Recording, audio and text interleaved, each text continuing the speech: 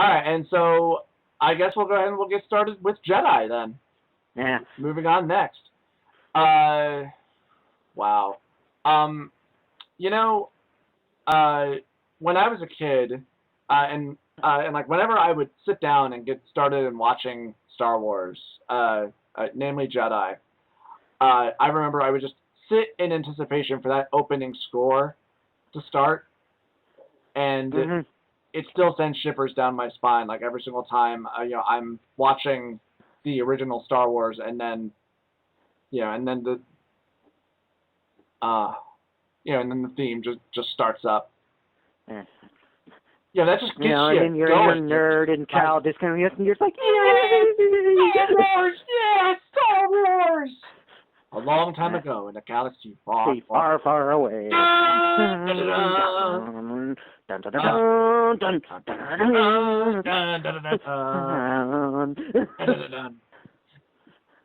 God, I love that. Yep. And and then we're off on our way. We're off to Jabba's palace. And Jabba, as I understand, was a very difficult and probably the biggest puppet that they've ever made. Yeah. Where, if I remember correctly, I think it took like several puppeteers in order to work him. Yeah, I think wasn't there like 2 just for his tail alone? I think so. I mean, I'm not entirely sure, but from what I remember from what little behind the scenes stuff that I've seen or have heard of, I understand that basically he was like one of the largest puppets that they had made like at the time. So, and he still looks great. Oh. And and and like something that really kind of hurts too. You remember the original song that they play? Oh yeah, that during that scene. Yeah, and then they like tried to change it up for when they did the special edition. No, they utterly changed it for the special edition. And then they made the entire band and like all CGI and they just look like shit. Yeah, I remember that. It looks like shit. The song, the sound just didn't sound right. The song, it sounds like today's pop garbage.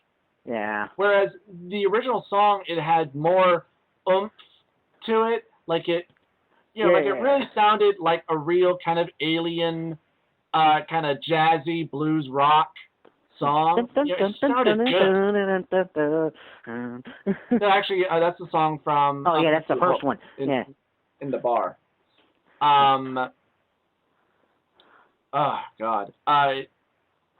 Yeah, but that song in Jabba's Palace is just really good. Yeah.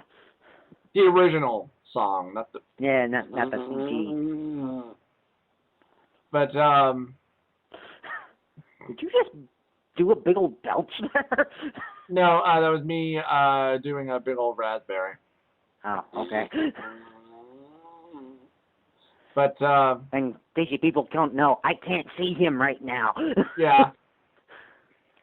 Yeah, Andy don't have no camera. He's on the phone. Yeah. Again. But this time, I'm talking to him through Skype. So. Hey. Yay! We have somewhat better tech. Somewhat. We're only slightly less pathetic than we were before. Exactly. And and slowly but surely, we're introduced to some new things. Like, I guess Luke at this point, he is now a full official Jedi, or at least he believes he is. Yeah. And for the most part, he is. He's more or less completed his training. Yeah. We're reintroduced to Boba Fett again. But he's utterly embarrassed. Just because of just like how he's disposed of is kind of pathetic. Yeah. I mean, is it just me or does George Lucas really kind of hate his side characters or his characters who become popular just because they're cool? Yeah. He just kind of seems to. I don't think he ever expected Boba Fett to actually gain the popularity that he did. Mm-hmm. I think he actually himself said that in an interview. Yeah.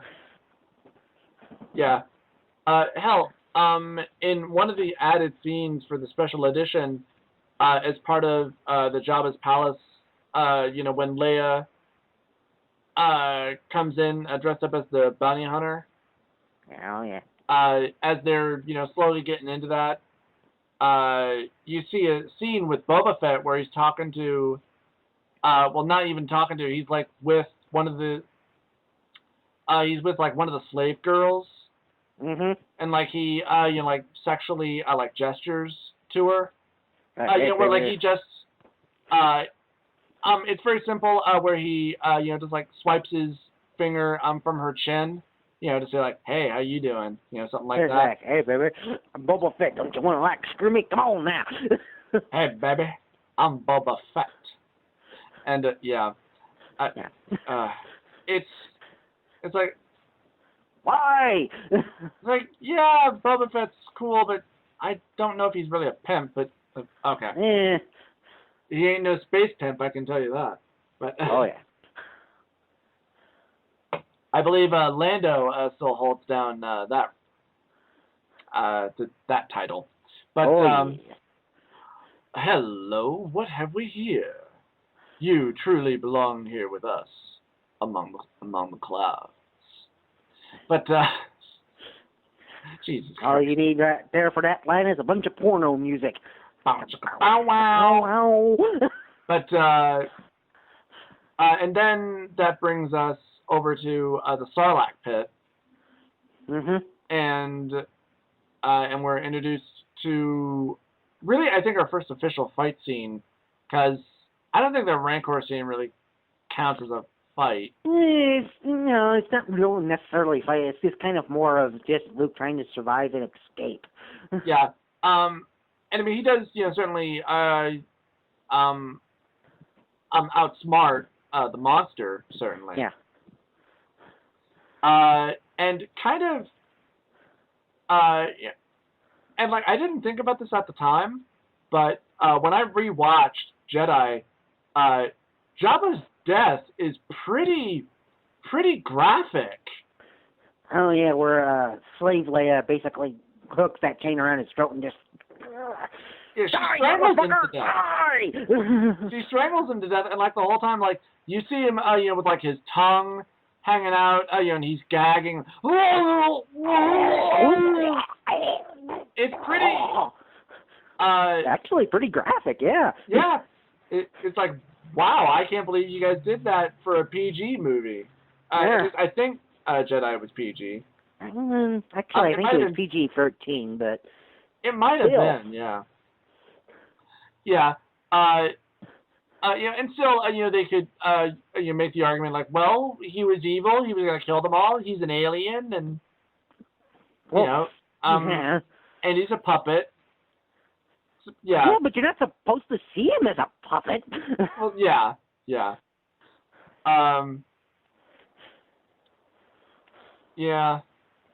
I'm just thinking about the whole entire scene with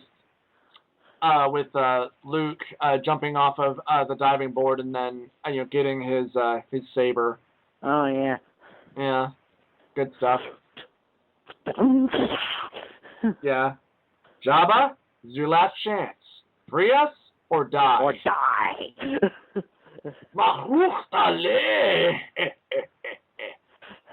Translation: push him in or throw him in or whatever he actually said. Yeah. Yeah. I can hear like some of the internet nerds sounds like, no, how could you not know that and call yourself a Star Wars nerd? Yeah. No, actually, you said put him into position. It's the same fucking thing. Whatever. It's like, get over it, man. No. But yeah, and like there was so much more that was going on. We forgot to talk about. Yeah, well, and it's briefly touched upon, but Obi-Wan is basically he's Luke's mentor. You don't really see him that much in Empire. I mean, you have Well, you probably kind of two like small see like the scenes ghost together. version of him telling him to go to Dagobah. Yeah. And then him showing up with Yoda when Luke wants to fly off to Cloud City to rescue his friends. It turns out they don't really need to be rescued. Well, I Yeah, mean, they they kind of pretty much saved themselves. I mean, upon retrospect, I mean, you could say, well, at the time, from what he saw and what he felt, yeah, they did need to be rescued, but by the time he got there, they'd already gotten everything taken care of. Yeah. So, Like, whoopsie. like, oh, so I just kind of screwed myself. Yeah, Shit. so I got my head cut off for no good reason. Son of a bitch!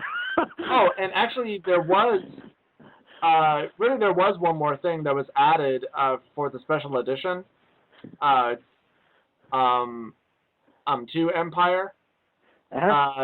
After Vader cuts off Luke's hand and has a whole revelation and is telling or asking Luke to join him, Luke sacrifices himself and lets himself fall. Mhm. Now, in the original, he makes no sound as he falls. Yeah. For the special edition, they added a scream. Okay. To just thoroughly emphasize the fact that I don't know what I'm doing. I don't know what I'm doing. I don't know what this scene means. I'm sorry. Why did I do this at the last minute? Ah! It's like it kind of takes away from the meaning of the scene where he chooses to let himself die. Yeah, it's like instead of join him, it's like, yeah, nope. Wait. Yeah. Yeah, it's like it's another one of those things where it kind of calls into question, like, George, you don't even know what you're doing with your own movies, do you?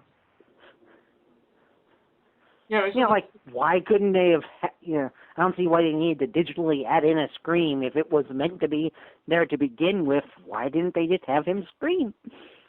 Well, obviously because a better writer thought, well, he's choosing to sacrifice himself. Why would he scream? That makes no sense. Like, well, I'm George Lucas and I'm the director and and everything has to be done my way and I'm George Lucas, god damn it. I will rape you, Star Wars. I will bend you over and I will fuck you in the ass. Well, hello, Vader. You're looking nice today. Hey! What are you doing? No! Stick him! No!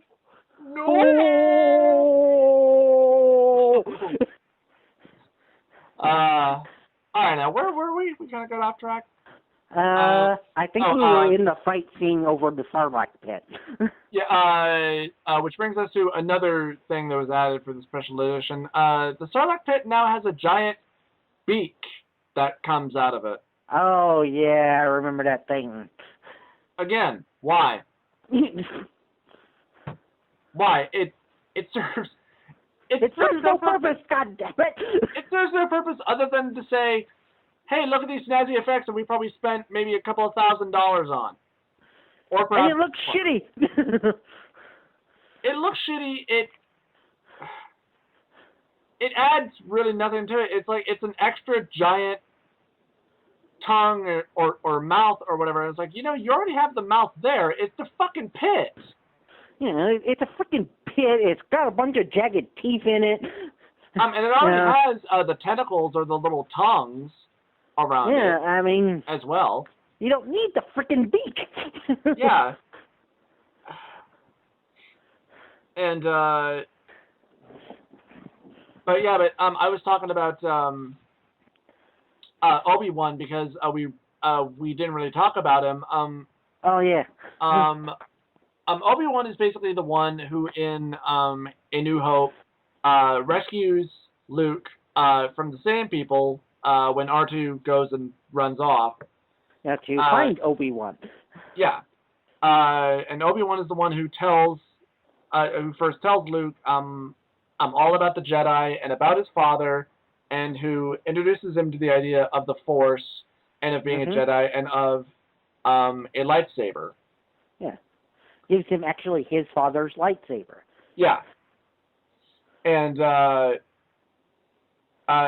basically he's the one who guides them, and he's the one who shows up again in Jedi after Yoda basically passes on, leaving Luke to be the last Jedi in existence. And also brings up another revelation that Luke and Leia are twins. brother and sister. Yeah, they're twins. Yeah. And that actually Leia is just as powerful as he is. She just doesn't have the training yet. Yeah. And and like there's just so much more that goes on in Jedi as well. There's the rebellion planning the attack on the new Death Star that's being built. Mm-hmm. We get to see Palpatine for the second time, technically, but it's a different actor. We kind actor. of briefly see him in Empire where he's talking to Darth Vader. Over a hologram thing. Over like a holo thing or... Yeah. Yeah. But you can't really count those because it's two different actors. Yeah. Well, that and he wasn't really known as Palpatine until like the prequels. He was just referred to as the Emperor. Yeah. Yeah. And I really like the actor who plays the Emperor for Jedi. He just gives him this real sort of, you're not sure exactly how powerful or exactly how menacing he is, but just from his voice. Just from his voice and the way that he just kind of walks, that is this kind of like, motherfucker, I will kill you. But also from the fact that like he looks, like such a small, frail old man, but he's actually like very powerful. Actual power in his voice and just how he like carried himself throughout the thing. Yeah. And the fact that Vader was scared of him. Yeah. Yeah. Again, subtlety. But yeah. And okay, so we're gonna skip ahead a little bit. A lot of people split off. Lando is given command of the fleet that's going to head on attack. He's like a general now or an admiral. No, he was actually a general. Yeah. I think so was Han. At this point, Han Solo was a general at this point too. Yes, they actually refer to him as general. In fact, he was just like in command of the ground mission to take out the shield generator. Yeah, which he had volunteered for, and even Leia was like, I wonder who the hell they found to pull that off. I was like, yeah, that's me, actually. Like, yeah, it's like, really? Actually, that was me. My team's ready. I just don't have a command crew for the shuttle. Yeah, it's going to be rough, though. I really want to speak for you. Well, that's one. Sorry. Yeah. Like Jordan, the whole thing, goddammit! Jordan, what the hell do you... Oh. Okay, you're literally quoting Chewbacca. Well,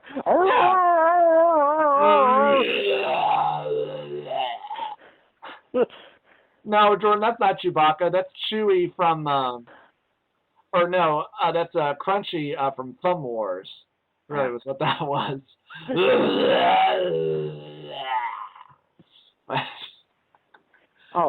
This kind of goes back to the first one, but like, how funny was this scene between R2-D2 and Chewbacca when they were playing space chess? Yes. We need space chess. Yeah. We need space chess now. Well, it's like, it's like, you might want to let the Wookiee win. It's like, why is he like, and it's like, no, but, they kind of tend to rip people's arms out of their sockets when they lose. It's like, R2-D2, let the Wookiee win. Yeah. Yeah. Comedy! Indeed. And very downplayed comedy. Yeah. Yeah, it was just kind of a scene in the movie. It just happened to be funny. Yeah. And okay, that brings us to Endor, and we have to talk a little bit about the Ewoks. Now, I Yeah. understand that originally for Endor, it was originally going to be Wookiees Mhm. originally, but I guess George decided that it would be more marketable and cuter if they were these small little furry creatures that were called Ewoks. Yeah. Now, And kind of to his credit, it did work. yeah, I mean, granted, I saw Jedi when I was very little. Yeah. So I still like it still Ewoks. works today. Even it's. Yeah, and really, when it comes down to it, really, they're very small, they're very cute, but they are still warriors. Yeah, they still fought, they still kicked ass, and there was actually even a couple scenes where a couple of them got killed, where there was some general emotional things between them. Yeah, and ultimately, when it comes down to it, if I have a choice, I'll take Ewoks over the fucking Gungans any goddamn day. Oh yeah, especially Jar Jar. Mostly just because of fucking Jar Jar. Yeah. Ugh. I think that's every Star Wars fantasy is just to kill Jar Jar. Yeah. But we'll get more into that. Yeah, we'll get into that eventually here. We're talking about the good ones first. Yes. And I rather like the scene as well that comes up between Leia and Luke, where Luke he basically kind of vaguely tells her that like she is like him, that like she's just not aware of it yet, and at the same time, like he tries to talk to her a little bit about her childhood, like he asks her like if she remembers her mother at all. Yeah, and if I remember correctly, she says something like, I remember her being very beautiful, but sad. She was always sad. Yeah. Yeah. Which goes into like the end of prequels to where she like sees her for like 2 frickin' seconds. Yeah, when she was an infant, where she was just born. When she was born. Yeah. Well, I chalk that up to really shitty writing. Yeah. And not, being aware of like, oh, I should, remember, from my old movies. Da da da da. Like, nah, fuck it, don't need it. Yeah. Throw it out. And then Luke, really, in order to try to protect his friends, he goes to the Empire and surrenders himself to Vader. Well, that, and he kind of, like, I think during his fight there in Empires, he kind of sensed that there was a conflict in Vader and that there was a chance that he could actually turn him back. Yeah. Well, it kind of became the overall theme of the movie. Yeah. Well, and really, I don't think the conflict really began until, like, the events of Jedi. Yeah. Though. But, yeah. And there's this, little bit of a conversation between them about the fact that Luke has accepted the truth, and that Vader completely rejects the idea of him ever being Anakin anymore, and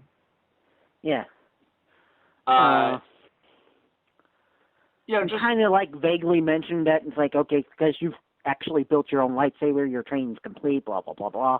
Yeah, and then and there's this very very subtle scene at the end where after Luke is taken away, Vader, he just kind of goes off to the side, and he just just from his body language, like he just heavily sighs, like he's just heavily disappointed with what he just did. Yeah, because he basically just turned his son over to the frickin' devil. Yeah. And and like everything that goes on from there between them with the Emperor Yeah. as well is, yeah, it's just brilliant.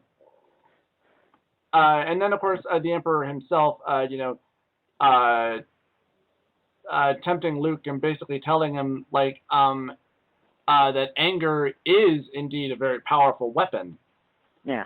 And well, and hell, I mean, he basically proves that when Vader tempts him by basically when Vader finds out that Leia is your sister and da da da. Well, then if you won't turn, then maybe she will. And Luke just loses it and goes all psycho on him and just starts thrashing away at him. Yeah. Until the scene to where, cut off my hand, motherfucker! Cut off my hand, I'll cut off your hand! Yeah. Yeah. And Luke he stands up to the Emperor and says, no, I'm nothing like you. Yeah, it's just kind of like after that he kind of realized, like, oh, fuck. Shit. Yeah. And, okay, and so for those that are wondering, and those who are probably, going to attempt to call me on some kind of bullshit or anything like that, a lot of this other information that I'm getting, yes, a lot of it does come from Red Letter Media, and their heavy talks about the Star Wars prequels and just Star Wars in general, because, quite frankly, I think those guys were right on the money with everything that they said. So yes, I agree with a lot of what they said. Mm-hmm. And and they just made these very, very obvious, blunt observations about the entire prequels and about the entire series in general. So get over yourself. Yeah, I mean, and not to say that we don't want to hear you guys' opinion. If we said something that's wrong and you know that it's wrong, tell us. Just don't be a douchebag about it. Yeah, exactly. And I'm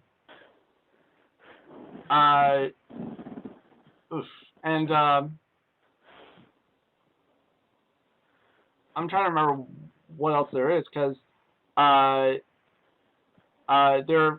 there of course is the big space fight with the Rebel force and the entire Empire. Yeah. Where basically the Rebels are just getting their asses kicked because they're lured into a trap, because it turns out that the shield is still up. And the Emperor knew about this the entire time. Well, and he knew about it because he kind of set it up. Mm-hmm. And he wanted them to come and attempt to shut down the shields. Yeah. And I'm afraid the deflector shield will be quite operational when your friends arrive.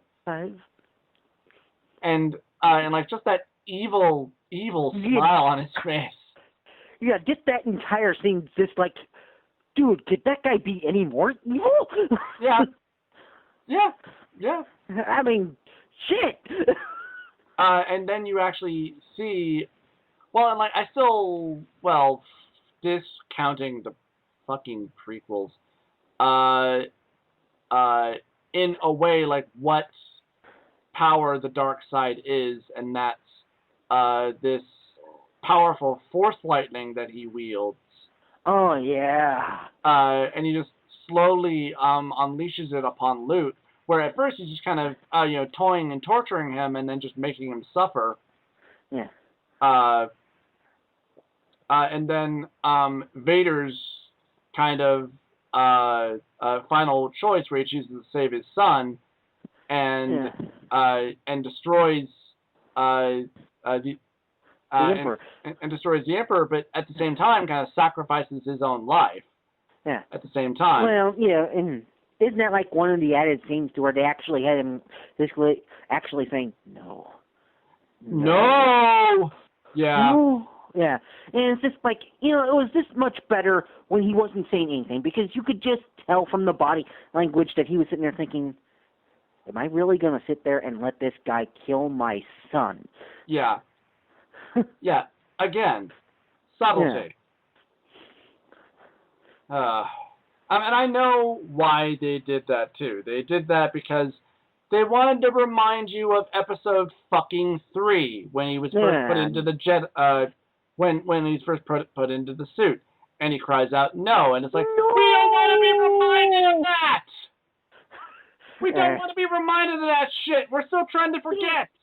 I mean, thank you very how much. fucking annoying was that, with the whole Frankenvader scene? And I mean, from what I understand, when that scene came up in theaters, people laughed their ass off at that scene. People laughed, and rightly so, because that's just because it was ridiculous. I mean, it was just laughable. I mean, it was laughable because of how it's presented. Like, no. Oh God. And it's just like, okay, Vader's a diva now. Okay. Yeah. Fuck and you, George. yeah. Fuck you, George. Fuck you right in the ass.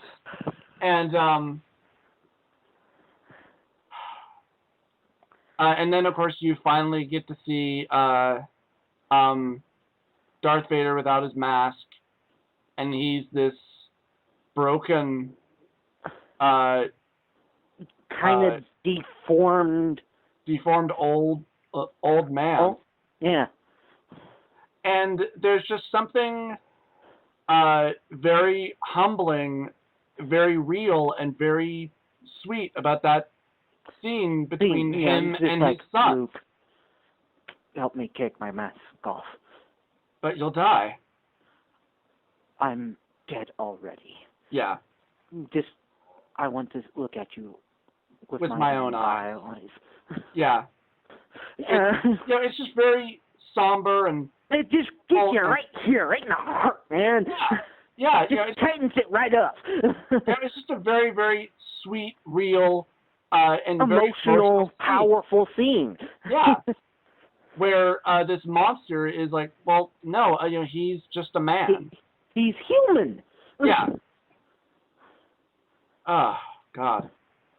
I'm going to want to sit down and rewatch Star Wars now after this. No. And actually still have the original remastered cassette tapes. Nice. Of Very all 3 of them.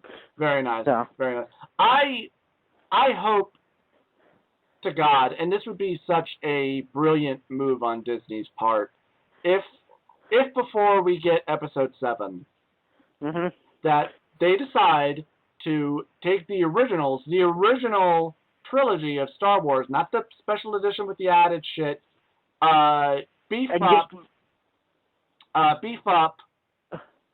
the cinematic, digitally remaster it in HD. And then just which some people are actually doing on the internet. I think one guy's like almost through the second film. It's almost through Empire now. But he's doing it pretty much by himself, so it's like taking him months to do it. Oh, nice. Very nice.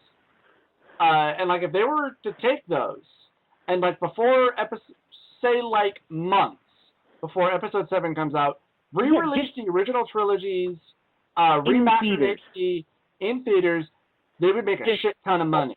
Or hell, I would go see them. Hell, I would. Yeah, or just as like a freaking matinee. It's like, come watch the original trilogy again. Yeah. And then stay for the sequels. Yeah. Hell, just make it a freaking couple of day event. Yeah. Hell, I would. Yeah. I would go. I would freaking do it. Hell, just to see the original Star Wars in theaters again, that would be awesome. That would be great. I would love to be able to do that. Yeah, but unfortunately, 20th Century Fox still owns the rights to the original trilogy. Disney owns the rights to the franchise, but not the original trilogy. Okay. So. So that's obviously what's stopping them from being able to do that. Yeah, but because I think here not too long, their thing for the original trilogy comes up, and if Disney was smart, they would just come into it's like, yeah, your contract with the original trilogy is starting to come up. We'd like to buy it from you. Yeah. Yeah. They would make their money back in a heartbeat. Oh, yeah. especially yeah. if they did it right. Oh yeah, indeed. And so yeah, so that pretty much kind of wraps up Jedi.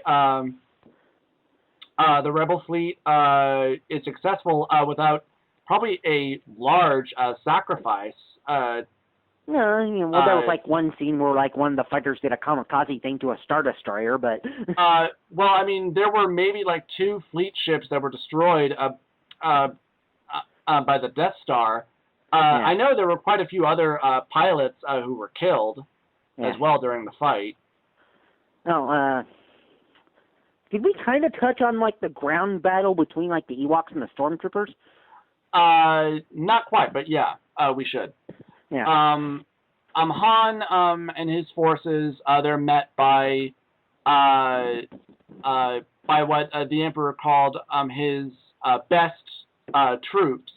Mm-hmm. So like a pretty good sized army is basically down there waiting for them, and they and they just take them prisoner. But thankfully they made friends, and they were made into the tribe for the Ewoks because they think C-3PO is a god. Oh, and of course we have to kind of touch on this scene to where Luke uses the Force to kind of levitate C-3PO around to kind of prove that he's a god. Yeah. To the Ewoks.